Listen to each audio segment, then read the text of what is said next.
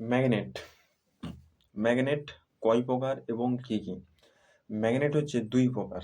একটা হচ্ছে natural magnet বা প্রাকৃতিক চুম্বক, আর একটা হচ্ছে আর্টিফিশিয়াল ম্যাগনেট বা কৃত্রিম চুম্বক। ন্যাচারাল ম্যাগনেট ন্যাচারাল ম্যাগনেট বা প্রাকৃতিক চুম্বক কাকে বলে? না, প্রকৃতিতে যেসব চুম্বক পাওয়া যায় তাদের প্রকৃত চুম্বক বলা হয়। এই ধরনের চুম্বককে খনিজ চুম্বক বলা হয়। ঠিক আছে? এই ধরনের চুম্বক বাজারে কিনতে পাওয়া যায় না, এরা নির্দিষ্ট আকারের হয় না, আর এদের শক্তিও বেশি হয় না। গ্রিক দেশের ম্যাগনেসিয়া নামক অঞ্চলে এই ধরনের প্রচুর পাথর পাওয়া যায়। যেহেতু ম্যাগনেসিয়া নামক অঞ্চলে এই ধরনের পাথরটি পাওয়া গেছে, তাই এর নাম রাখা কি হয়েছিল? ম্যাগনেটাইট। বর্তমানে যেটা আমরা ম্যাগনেট নামে পরিচিত। ঠিক আছে? এই ন্যাচারাল ম্যাগনেট বা প্রাকৃতিক চুম্বকের উদাহরণ কি কি আছে? ন্যাচারাল ম্যাগনেটের উদাহরণ হচ্ছে লোডস্টোন, দিগদর্শন, প্রদর্শন, প্রস্তর। এগুলো হচ্ছে ন্যাচারাল ম্যাগনেট বা প্রাকৃতিক চুম্বকের উদাহরণ। তারপরে হচ্ছে আর্টিফিশিয়াল ম্যাগনেট। এই আর্টিফিশিয়াল ম্যাগনেট কোনগুলো?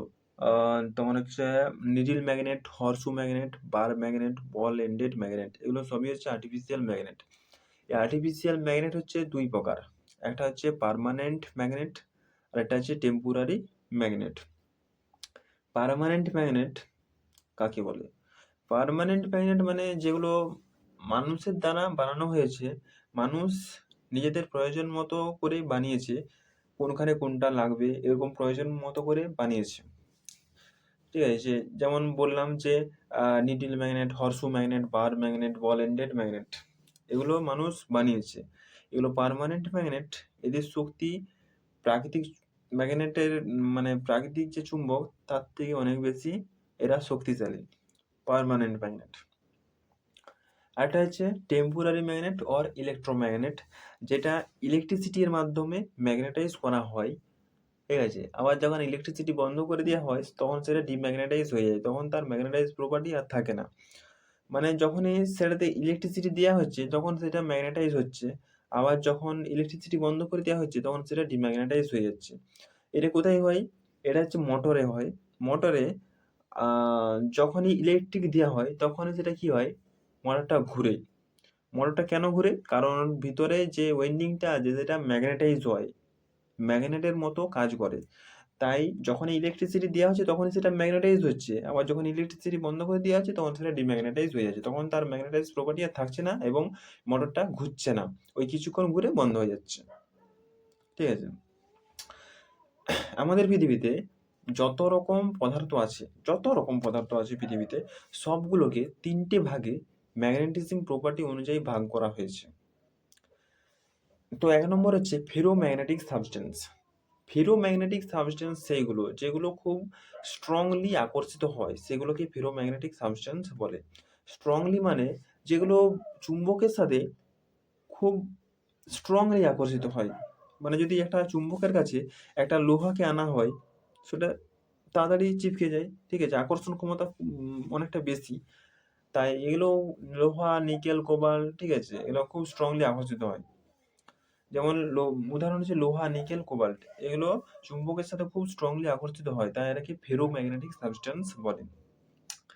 তারপরে ২ নম্বর হচ্ছে প্যারাম্যাগনেটিক সাবস্টেন্স। প্যারাম্যাগনেটিক সাবস্টেন্স সেইগুলো যেগুলো খুব স্লাইডলি বা খুব হালকাভাবে ম্যাগনেটাইজ হয়, সেগুলোকে প্যারাম্যাগনেটিক সাবস্টেন্স বলে। মানে চুম্বকের সাথে খুব হালকাভাবে ম্যাগনেটাইজ হয়। ঠিক আছে? সেগুলোকে প্যারাম্যাগনেটিক সাবস্টেন্স বলে। যেমন অ্যালুমিনিয়াম, ঠিক আছে? অ্যালুমিনিয়াম, প্লাটিনাম, কপার, ম্যাঙ্গানিজ, এগুলো সব প্যারাম্যাগনেটিক সাবস্টেন্সের উদাহরণ। তারপর ৩ নম্বর হচ্ছে ডায়াম্যাগনেটিক সাবস্টেন্স।